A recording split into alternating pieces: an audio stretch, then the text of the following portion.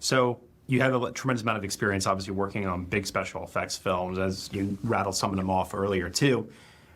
I imagine that prepares you very well for going into production on something such as this. But it sounds to me like you still have some jitters and some nerves, obviously, on taking on a property this huge.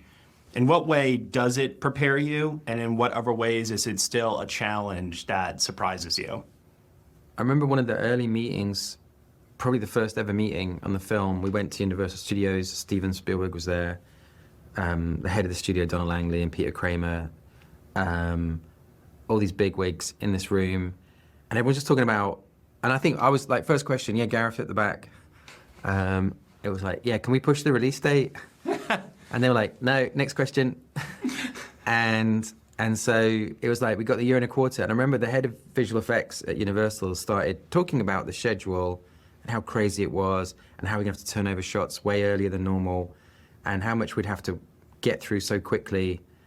And it was the first, and it didn't bother me. I was like, I really didn't lose a second's sleep about the visual effects. I just felt like they're gonna do this, you know what I mean? It's gonna be fine.